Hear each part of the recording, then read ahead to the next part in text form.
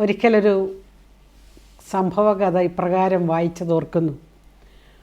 ഒരു ശിഷ്യൻ ഗുരുവിനോട് ചെന്നേച്ചും പറഞ്ഞു, തനിക്ക് പുതിയ വസ്ത്രം വേണമെന്ന്. അപ്പോൾ ഗുരു അദ്ദേഹത്തിന് സന്തോഷപൂർവ്വം കൈവശമുണ്ടായിരുന്നൊരു വസ്ത്രം നൽകി. പിന്നീട് ഗുരുവും ശിഷ്യനും തമ്മിൽ ഇങ്ങനെ സംസാരിക്കുന്നു. ഗുരു ശിഷ്യനോട് ചോദിച്ചു, നീ ആ തുണി അല്ലെങ്കിൽ അത് എന്ത് ചെയ്തു? അത് ഞാൻ കിടക്കുവാനുള്ള വിരിയാക്കി മാറ്റി ഗുരു. അപ്പോൾ ഗുരു പറഞ്ഞു, അപ്പോൾ നേരത്തെ കിടക്കയ്ക്ക് വിരി ഉണ്ടായിരുന്നല്ലോ. ആ കിടക്ക വിരി മോശമായപ്പോൾ ഞാനത് വെട്ടി ജനൽ കർട്ടനാക്കി ഗുരു. അപ്പോൾ ജനലിരുന്ന് വിരിയോ? അത് ഞാൻ അടുക്കളയിൽ വിളക്ക് തുടയ്ക്കാനെടുത്തു. അപ്പോൾ വിളക്ക് തുടച്ചിരുന്ന തുണിയോ? അത് ഞാൻ വൃത്തിയായിട്ട് കഴുകി മനോഹരമാക്കി വിളക്കിനുള്ള തിരിയാക്കി മാറ്റി. പഴയ തിരി കത്തി തീർന്നു പോയിരുന്നു. കേട്ടാൽ പിശുക്കായിട്ട് തോന്നിയേക്കാം, അല്ലെങ്കിൽ ഇങ്ങനെയൊക്കെയാണ് പെരുമാറേണ്ടതെന്ന് തോന്നിയേക്കാം. ഇതിനകത്ത് ഒരു രസകരമായൊരു കാര്യം, ഏതൊരു വസ്തുവിനും വീണ്ടും വീണ്ടും ഉപയോഗിക്കപ്പെടാൻ അല്ലെങ്കിൽ ഉപയോഗിക്കാനുള്ള സാധ്യതകളുണ്ടെന്നുള്ളതാണ്. അത് ഭാവനയിലെന്നാണ്. ചിലെങ്കിലും പറയാറുണ്ട്, എൻ്റെ ഭാര്യ വസ്ത്രം തയ്ക്കുന്നത് ഇതുപോലെയാണ്, അതിൽ നിന്ന് എന്തൊക്കെ മിച്ചം പിടിക്കാമെന്ന് നോക്കും. അങ്ങനെ മിച്ചം പിടിക്കുന്നത് വെച്ചുകൊണ്ട് മറ്റെന്തെങ്കിലും ആക്കി മാറ്റും. അവൾക്ക് ഞാനൊരു ഡ്രസ്സ് തയ്ക്കാൻ തുണിയെടുത്താൽ അവൾ അതിൽ നിന്ന് കൊച്ചിനുള്ളൊരു ഉടുപ്പും കൂടി ഒപ്പിക്കാൻ ശ്രമിക്കും.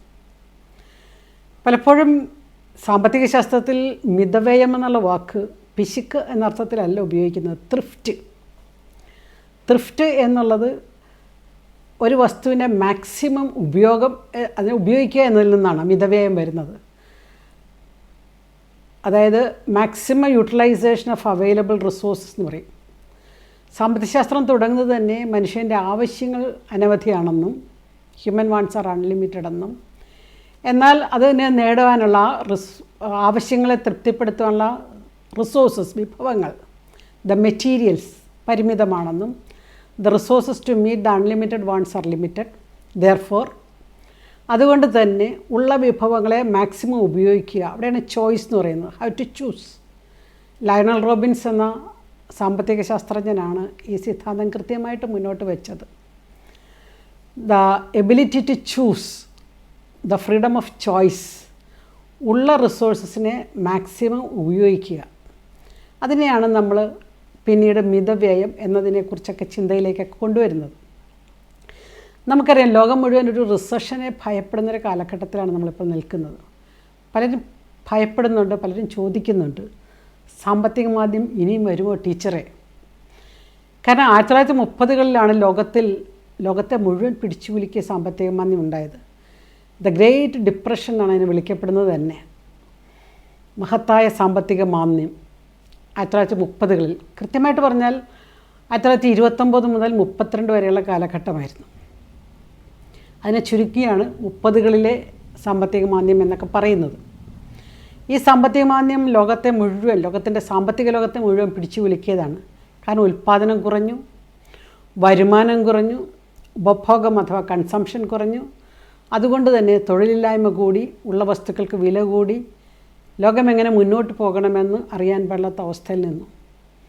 ഇതിൻ്റെ കാരണമായിട്ട്, ഇത് സംഭവിക്കാനുള്ള കാരണമായിട്ട് മുന്നോട്ട് കൊണ്ടുവന്നത് ജോൺ മെയ്നാർഡ് കെയ്ൻസ്, ജെയിം കെയ്ൻസ് എന്നുള്ള ഒരു സാമ്പത്തിക ശാസ്ത്രജ്ഞനാണ്.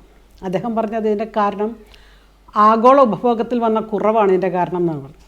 അതായത് മൊത്ത കൺസംഷൻ, ദ ടോട്ടൽ അല്ലെങ്കിൽ അഗ്രഗേറ്റ് കൺസംഷൻ എന്ന് പറയും. ദ ടോട്ടൽ കൺസംഷൻ വന്ന കുറവ്.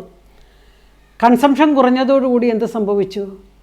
ഉൽപ്പാദനത്തെ അത് പ്രതികൂലമായി ബാധിച്ചു. ഉൽപ്പാദനത്തെ പ്രതികൂലമായിട്ട് ബാധിക്കുമ്പോൾ വരുമാനത്തെയും തൊഴിലിനെയും ബാധിക്കുന്നു. ഉൽപ്പാദിത വസ്തുക്കൾക്ക് വിലക്കയറ്റം ഉണ്ടാകും. വീണ്ടും ഇപ്പോൾ ചിന്തിച്ചു തുടങ്ങിയിട്ടുണ്ട്, എന്തെങ്കിലും സംഭവിക്കുമോ? ലോകം ഉറ്റുനോക്കുന്നുണ്ട്. അമേരിക്കൻ എക്കോണമിയുടെയും അല്ലെങ്കിൽ മറ്റ് രാഷ്ട്രങ്ങളുടെയും, ഇപ്പോൾ ജപ്പാൻ, ഫിൻലൻഡ് തുടങ്ങിയ രാഷ്ട്രങ്ങളുടെയൊക്കെ ചില സാമ്പത്തിക അവസ്ഥകളെ സൂചികകളായിട്ട് എടുത്തുകൊണ്ടാണ് ഈ ചോദ്യങ്ങൾ ഉയരുന്നത്. പക്ഷേ 2008 മറ്റൊരു ഒരു സാമ്പത്തിക മാന്ദ്യം അഥവാ റിസഷൻ ഉണ്ടായപ്പോൾ ഇന്ത്യയെ പോലെ രാജ്യങ്ങൾ അത് ഏശാതെ കടന്നുപോയി. വലുതായിട്ട് ഇന്ത്യയുടെ സാമ്പത്തിക വ്യവസ്ഥ അത് ഉലച്ചില്ല.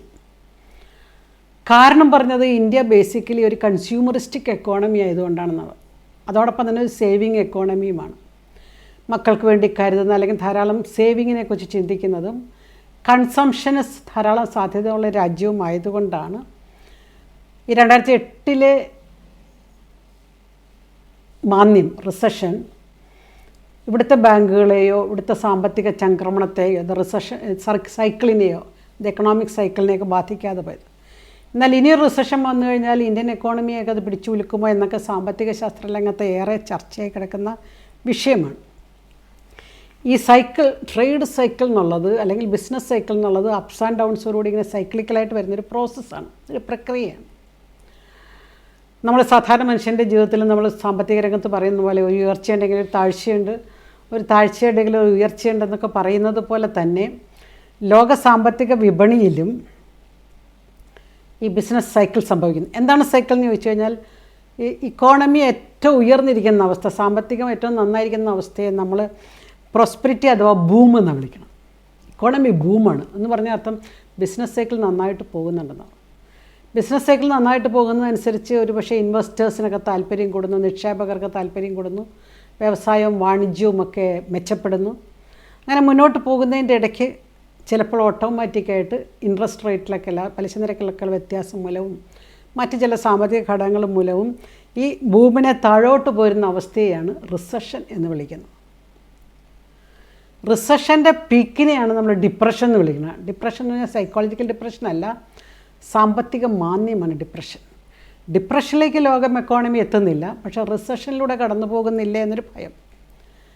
വീണ്ടും അതിനെ റിക്കവറി എന്ന് പറഞ്ഞൊരു സ്റ്റേജിലേക്കും കടന്നു പോകുന്നു, തിരിച്ചു വരുന്നു. വീണ്ടും ഈ ബൂം, റിസഷൻ, ഡിപ്രഷൻ, റിക്കവറി, ഇതിങ്ങനെ സൈക്ലിക്കലായിട്ട് ലോകത്തിൽ നടന്നുകൊണ്ടിരിക്കുന്ന ഒരു സാമ്പത്തിക പ്രതിഭാസമാണ്. വ്യക്തികളുടെയും കുടുംബങ്ങളുടെയും സാമ്പത്തിക ചരിത്രം എടുത്ത് പഠിച്ചു നോക്കുമ്പോഴും നമുക്ക് കാണാൻ പറ്റും. കഴിഞ്ഞ തലമുറകളിൽ സാമ്പത്തികമായി ചില ഉയർന്നവർ മറ്റൊരു തലമുറയായപ്പോൾ താഴോട്ട് പോകുന്നതും, എന്നാൽ ആ അവസ്ഥയിൽ നിൽക്കുന്നവർ ജീവിതത്തെ പിന്നെ മെച്ചപ്പെടുത്തി അവർ ഉയർന്ന് റിക്കവറി സ്റ്റേജിലേക്ക് പോകുന്നതൊക്കെ കുടുംബങ്ങളുടെയും സ്ഥാപനങ്ങളുടെയും ഒക്കെ സാമ്പത്തിക ചരിത്രം പഠിക്കുമ്പോൾ നമുക്ക് മനസ്സിലാകും. അപ്പോൾ ഈ ഒരു കോണ്ടെക്സ്റ്റിൽ, ഈ ഒരു റിസഷൻ വരുമോ വരത്തില്ലയോ എന്നുള്ളൊരു കോണ്ടെക്സ്റ്റിൽ നമ്മളെടുക്കേണ്ട ചില പരിശ്രമങ്ങളും ചില സൂചികകളെക്കുറിച്ച് പറയാനാണ് ഞാൻ തുടക്കത്തിൽ ആ കഥയുമൊക്കെ പറഞ്ഞത്.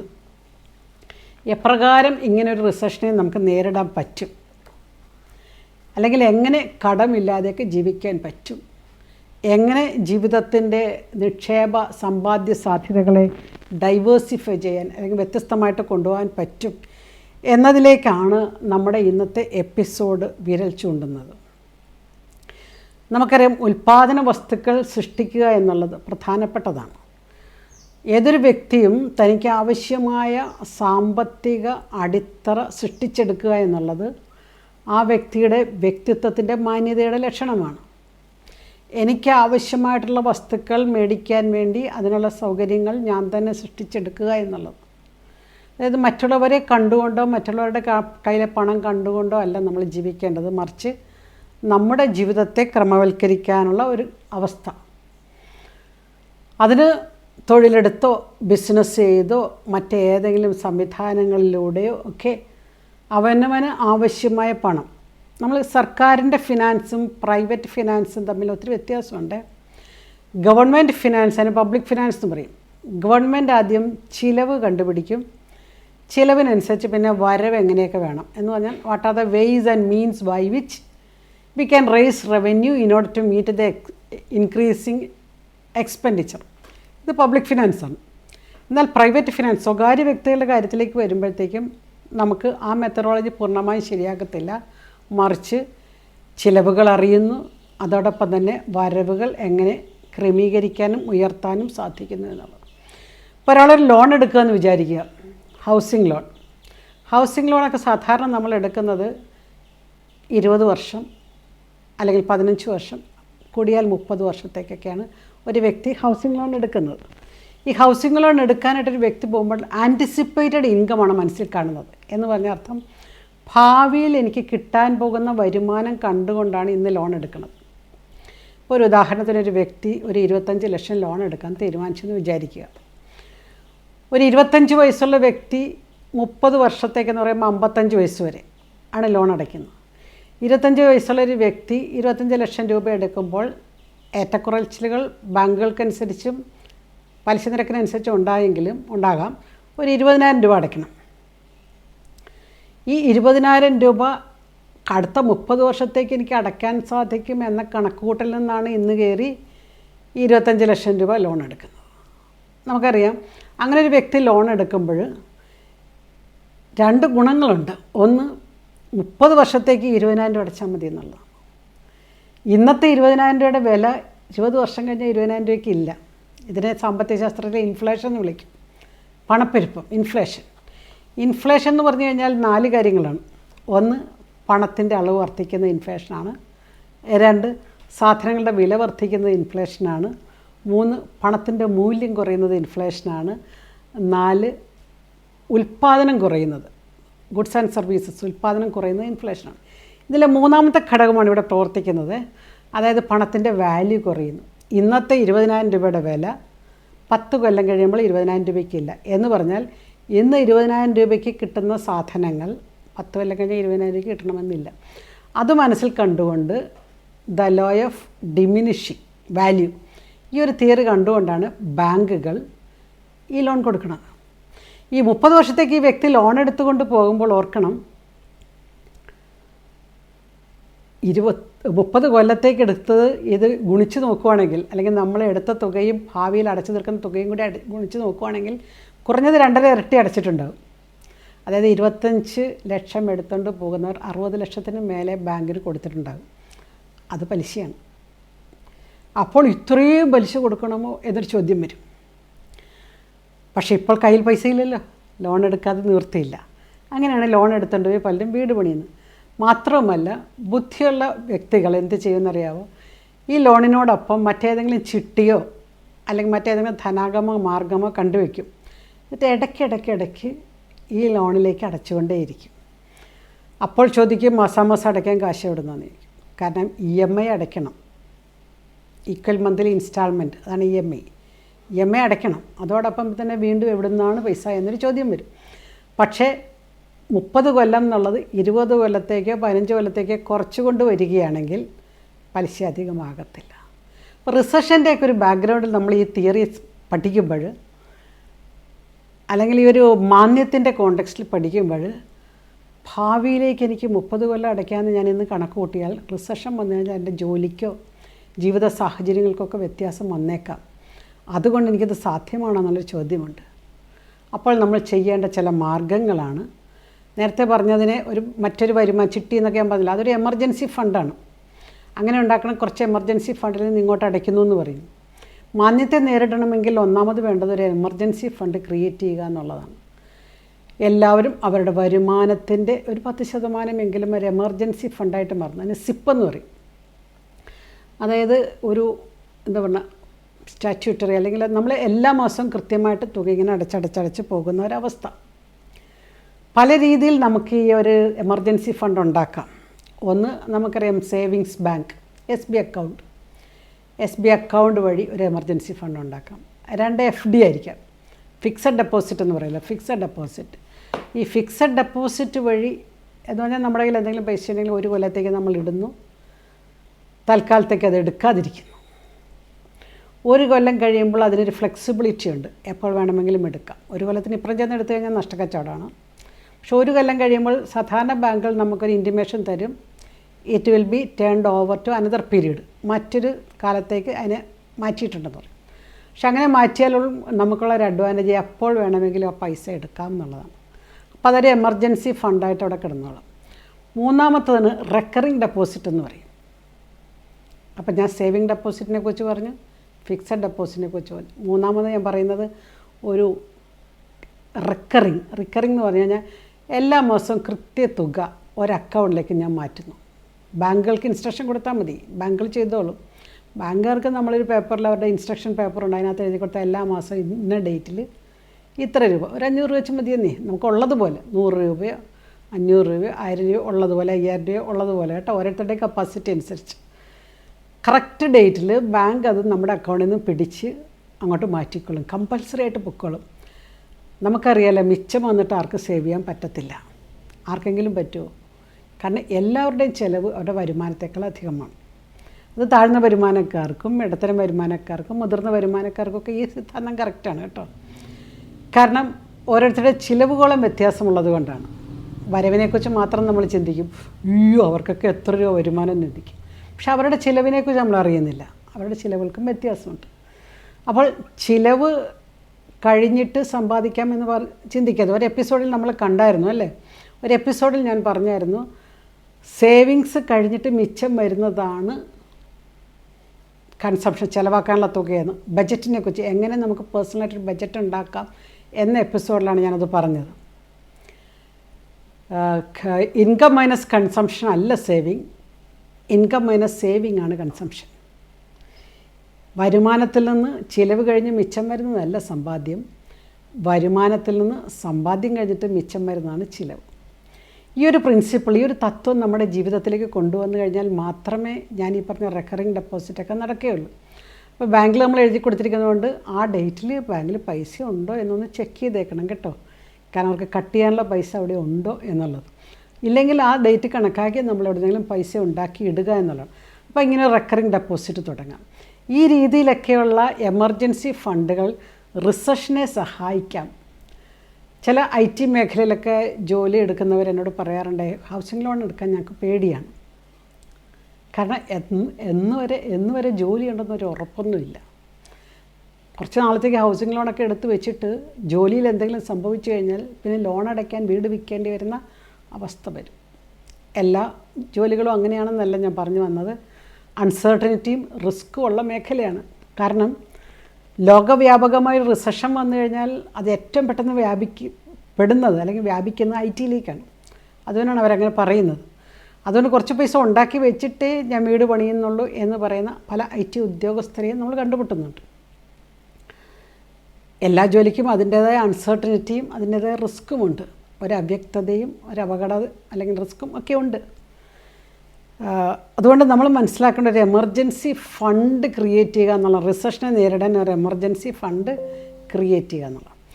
രണ്ടാമത്തെ കാര്യം, നമ്മൾ ആദ്യത്തെ കഥയിൽ വായിച്ചതുപോലെ ജീവിത ചിലവുകളെ ക്രമീകരിക്കാൻ പഠിക്കുക. സാമ്പത്തിക ശാസ്ത്രത്തിൽ വസ്തുക്കളെ 3ആയിട്ട് തിരിച്ചിട്ടുണ്ട്: ആവശ്യ വസ്തുക്കൾ, സുഖഭോഗ വസ്തുക്കൾ, ആഡംബര വസ്തുക്കൾ. ഇത് ഓരോരുത്തർക്കും വ്യത്യസ്തമാണ്. ഇപ്പോൾ നമ്മൾ പറയും ഭക്ഷണം, പാർപ്പിടം, വസ്ത്രം ആവശ്യ വസ്തുവിൽ പെടുന്നെന്ന് പറയും. സുഖഭോഗ വസ്തുക്കളിൽ നമ്മൾ വിടുന്നത് നമ്മുടെ ജീവിതത്തെ മെച്ചപ്പെടുത്തുന്ന ഒരു വാഹനം, ഇങ്ങനെയൊക്കെയുള്ള, അല്ലെങ്കിൽ ഒരു വീട്ടിലാണെങ്കിൽ ഫാന് അല്ലെങ്കിൽ AC, ഇതൊക്കെ സുഖഭോഗ വസ്തുക്കളിൽ പെടുന്നതാണ്. ആഡംബര വസ്തുക്കൾ ഞാൻ നിർവഹിച്ച് തരേണ്ട ആവശ്യമില്ലല്ലോ, ഷോ ഓഫാണ്.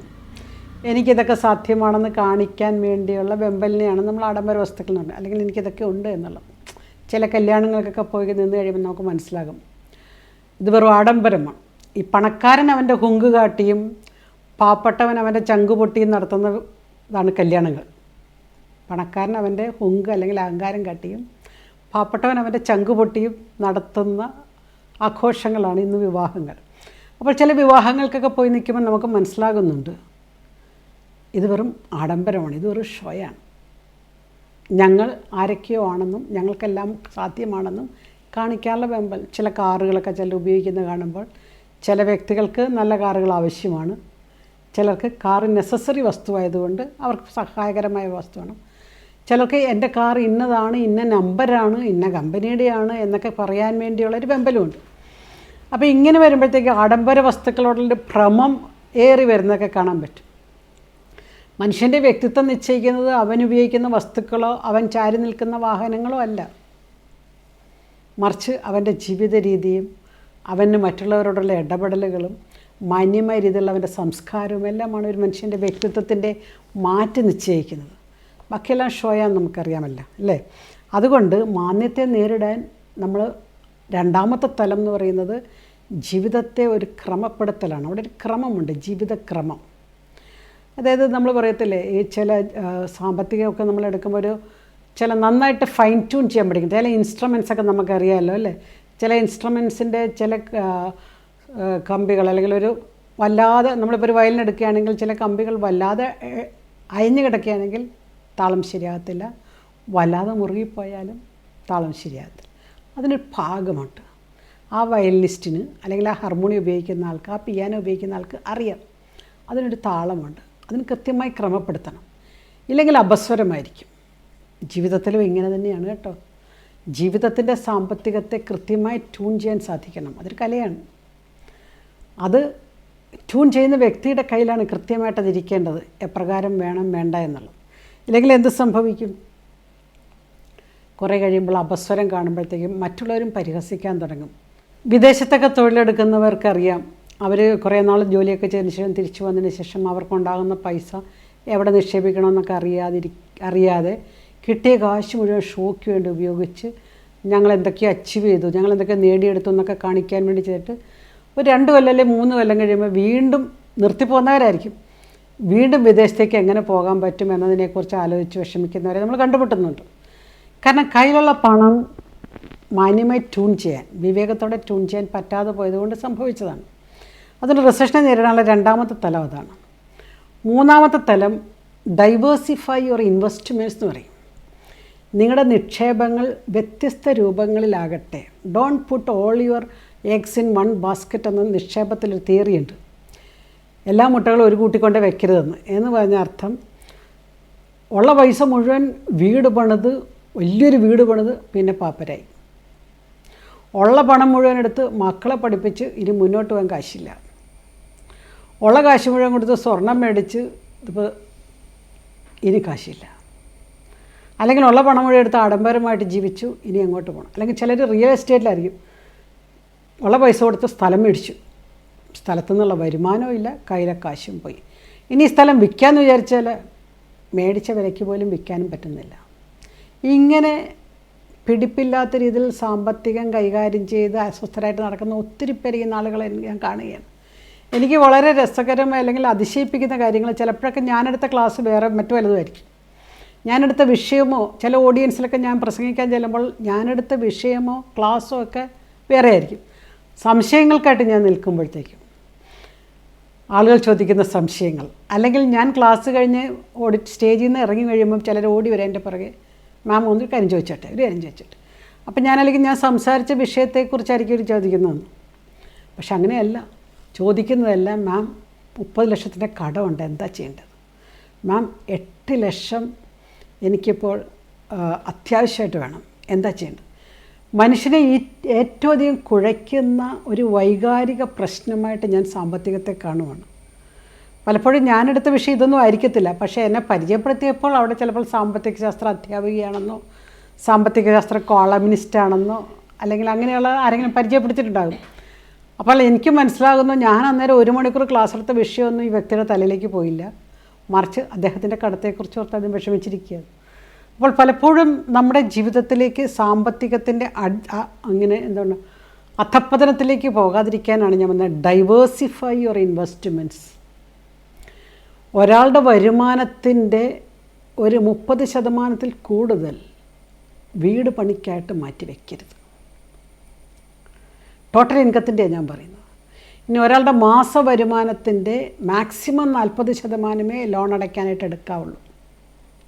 20% സേവിങ്സ് ഉണ്ട് കേട്ടോ, 10% എമർജൻസി ഫണ്ടുണ്ട്, പിന്നെ 30% ജീവിക്കാൻ വേണം. പല ഉദ്യോഗസ്ഥരെയും ഞാൻ കണ്ടിട്ടുണ്ട്, 10-ാം തീയതി കഴിയുമ്പോൾ കടം മേടിച്ചു തുടങ്ങും. 10-ാം തീയതി വരെ, 1-ാം തീയതി ശമ്പളം കിട്ടി, 10-ാം തീയതി വരെ ഓക്കെ. പത്രത്തിൻ്റെ പൈസ കൊടുത്തു, പാലിൻ്റെ പൈസ കൊടുത്തു, അത് കൊടുത്തു, ഇത് കൊടുത്ത്, ഇലക്ട്രിസിറ്റി ബില്ല് അടച്ച്, ഗ്യാസിൻ്റെ പൈസ എല്ലാം 10-ാം തീയതി കഴിയുമ്പോൾ, അതും വലിയ ഉദ്യോഗസ്ഥരെയും ഞാൻ കണ്ടിട്ടുണ്ട്, 5 അക്ക ശമ്പളം കിട്ടുന്നവരുടെ അവസ്ഥയും 4 അക്കം കിട്ടുന്നവരുടെയൊക്കെ അവസ്ഥ ഇതൊക്കെ തന്നെയാണ്. ഒരു 10-ാം തീയതി കഴിയുമ്പോൾ ഓരോരുത്തർ അങ്ങോട്ടും ഇങ്ങോട്ടും ചോദിച്ചു തുടങ്ങും, പൈസയുണ്ട്, ഒരു അഡ്ജസ്റ്റ്മെൻറ്റ്, ഇച്ചിരി പൈസ, അത് 1000 ആകാം, 5000 ആകാം, 10000, ഓരോരുത്തരുടെ ഇതനുസരിച്ചായിരിക്കും 500 പൈസ. എന്തുകൊണ്ടാണെന്നറിയാവോ? കാൽക്കുലേഷൻ പൊളിയുന്നതാണ്. കാൽക്കുലേഷൻ പൊളിയുന്നത് എന്തുകൊണ്ടാണ്? ഈ ശതമാനക്കണക്കൊന്നും അറിയത്തില്ല. ലോൺ എടുത്തു, വീട് വെച്ചു. ഞാൻ എപ്പോഴും ഓർക്കുന്നുണ്ട്, എൻ്റെ സുഹൃത്ത് വലിയൊരു വീട് വെച്ച് കഴിഞ്ഞപ്പോഴത്തേക്കും ഹൗസ് വാമിങ്ങിന് ഞങ്ങളെ ആരെയും വിളിച്ചില്ല. ഞാൻ ചോദിച്ചു, സാറേ എന്താ സാറേ വീടൊക്കെ പണിത്, വീട് പാലുകാച്ചലൊക്കെ കഴിഞ്ഞെന്ന് അറിഞ്ഞല്ലോ, ഞങ്ങളോട് ആരോടും പറയാഞ്ഞത് എന്താ? എൻ്റെ ടീച്ചറെ വീട് പണിത് കഴിഞ്ഞപ്പോൾ തന്നെ ഞാൻ തന്നെ വാമപ്പായി, ഇനി ഒരു വാമിങ് വേണ്ടാന്ന് വെച്ചത്. ഞാൻ തന്നെ ഒരു പരുവായി, ഇനി അതുകൊണ്ട് ഹൗസ് വാമിങ് അല്ലെങ്കിൽ ആരെയും വിളിച്ച് നടത്തണ്ടെന്ന് തീരുമാനിച്ചു. അതിനുള്ള അത്രമാത്രം അവസ്ഥയിലേക്ക് ആ വീട് പണിത് വെച്ചു എന്നുള്ളതാണ്. ഷോയാണ്, വീട് പണിത് വെച്ചു. അപ്പോൾ നമ്മളോട് മനസ്സിലാക്കേണ്ട ഒരു സത്യം ഇതാണ്. അപ്പോൾ ഡൈവേഴ്സിഫൈ യുവർ ഇൻവെസ്റ്റ്മെൻറ്റ്. ആദ്യം ഞാൻ പറഞ്ഞത് ഒരു എമർജൻസി ഫണ്ടിനെ കുറിച്ചാണ്. റിസഷനെ നേരിടാൻ, റിസഷൻ വരുന്നു എന്ന് ഞാൻ പറഞ്ഞില്ല കേട്ടോ, റിസഷൻ്റെ അലയൊലികൾ അവിടെ ഇവിടെ കേൾക്കുന്നുണ്ട്. ചിലപ്പോൾ ഇതൊന്നും സംഭവിക്കണമെന്നില്ല, ലോകമെമ്പാടും പെട്ടെന്ന് തന്നെ ഒരു കുതിപ്പ് വന്നേക്കാം. സാമ്പത്തിക രംഗം അങ്ങനെയാണ് കേട്ടോ, അൺപ്രഡിക്റ്റബിളാണ്. ചിലപ്പോൾ ഒരു എക്കോണമി പെട്ടെന്നൊരു കുതിപ്പ് വന്നെന്നും ഇരിക്കാം, അൺപ്രഡിക്റ്റബിളാണ്. പക്ഷേ നമ്മൾ മുന്നിൽ കാണുക എന്നുള്ളതാണ്. രണ്ടാമത് ഞാൻ പറഞ്ഞത് ഒരു ജീവിത ചിലവുകളെ ക്രമീകരിക്കുന്ന കാര്യമാണ്. അവിടെയാണ് ത്രിഫ്റ്റ്, മിതവ്യയം എന്നൊക്കെയുള്ള വാക്കുകൾ ഞാൻ ഉപയോഗിച്ചത്. മൂന്നാമത് ഡൈവേഴ്സിഫൈ യുവർ ഇൻവെസ്റ്റ്മെൻറ്റ്സ്. എവിടെയൊക്കെ ഏറ്റവും വലിയ ഇൻവെസ്റ്റ്മെൻറ്റ് നമ്മുടെ മക്കളിലെ വിദ്യാഭ്യാസമൊക്കെയാണ്, അവിടെയൊക്കെ നമ്മളിരിക്കുക അങ്ങനെയുള്ള. Then also create multiple income streams എന്ന് പറയും. ഒരു തൊഴിൽ നഷ്ടപ്പെട്ടാൽ ജീവിക്കാനൊരു പ്ലാൻ ബി ഉണ്ടാകണം. ഒരു ബിസിനസ് പരാജയപ്പെട്ടാൽ മറ്റൊരു പ്ലാൻ സി ഉണ്ടാകണം. അങ്ങനെ ഇംഗ്ലീഷ് അക്ഷരമാലയിൽ പ്ലാൻ എ പരാജയപ്പെട്ടാൽ വീണ്ടും 25 അക്ഷരങ്ങളുണ്ട് എന്ന് നമ്മൾ ചിന്തിക്കുക. ആ 25 അക്ഷരങ്ങളും കൂടി ചേർത്ത് പിടിക്കത്തക്ക രീതിയിൽ ഒരു പ്ലാൻ ബിയും പ്ലാൻ സിയും പ്ലാൻ ഡി ഒക്കെ നമ്മുടെ മനസ്സിലുണ്ടാകണം. അത് ഗ്രഹനാഥന് മാത്രം ഉണ്ടായാൽ പോരാ, അത് ആ വീട്ടിലെ ഗ്രഹനാഥയ്ക്കും അവിടെ വളർന്ന കുഞ്ഞുങ്ങൾക്കും അവരുടെ മാതാപിതാക്കൾക്കും എല്ലാം ഇത് ബാധകമാണ്. കാരണം വരുമാനം വർദ്ധിക്കുന്നതനുസരിച്ച് ചിലവ് വർദ്ധിക്കും, വരുമാനം കുറയുന്നതനുസരിച്ച് ചിലവ് കുറയുന്നില്ല എന്നുള്ളതാണ് സത്യം. അപ്പോൾ വരുമാനം കുറയുന്നതനുസരിച്ച് ചിലവ് കുറയാതിരിക്കുമ്പോൾ വരുമാനത്തിൻ്റെ വ്യത്യസ്ത സ്രോതസ്സുകൾ ഉണ്ടാക്കേണ്ടത് നമ്മുടെ ആവശ്യമാണ്. ഇതിനൊക്കെയാണ് ദൈവം വിവേകം തന്നിരിക്കണം നമുക്ക്. ദീർഘകാല ആസൂത്രണം, ലോങ് ടേം പ്ലാനിങ് മനുഷ്യന് മാത്രം ദൈവം കൊടുത്തിരിക്കുന്ന ഒരു സ്വാഭാവിക ഗുണമാണിത്. മൃഗങ്ങൾക്ക് വലിയൊരു ഹ്രസ്വകാല പ്ലാനിങ്ങേ ഉള്ളൂ. എന്നാൽ ദീർഘകാലം 10 കൊല്ലത്തേക്ക് 20 കൊല്ലത്തേക്ക് 30 കൊല്ലത്തേക്ക് പ്ലാൻ ചെയ്യാൻ മനുഷ്യൻ ദൈവം കൊടുത്തിരിക്കുന്ന പരിശുദ്ധാത്മാവിൻ്റെ വലിയൊരു വരദാനമാണ് വിവേകം എന്നുള്ളത്. ഈ വിവേകം ഉപയോഗിച്ചുകൊണ്ട് ആസൂത്രണം ചെയ്യാൻ പഠിക്കുക. ഓർക്കുക, വെള്ളമൊഴിച്ച് വളർത്തിയ ചെടികളല്ല വൻവൃക്ഷമായിട്ടുള്ളത്. വെള്ളത്തെ തേടിപ്പോയി വേരുകൾ താണ്ടിയ ദൂരോട്ട് മാറിപ്പോയി സ്വയം വെള്ളം കണ്ടെത്തിയ ചെടികളാണ് വൻവൃക്ഷമായിട്ടുള്ളത്. അതുകൊണ്ട് നമ്മുടെ ചുറ്റുപാടും റിസഷനാണോ ഡിപ്രഷനാണോ ലോകം മാന്ദ്യംപരമാണ്, എനിക്ക് ജോലി നഷ്ടപ്പെടാൻ പോവുകയാണ്, ഞാനെന്ത് ചെയ്യും, ഇങ്ങനെ ഓർത്ത് ആദ്യ പിടിക്കാതെ ജീവിതത്തെ ക്രമീകരിക്കാൻ പഠിക്കേണ്ട ഒരു സാമ്പത്തിക ശാസ്ത്രം. വിവരമുള്ളവർ മറ്റുള്ളവരുടെ അനുഭവം കണ്ടുപഠിക്കും, അല്ലാത്തവർ കൊണ്ടുപഠിക്കും.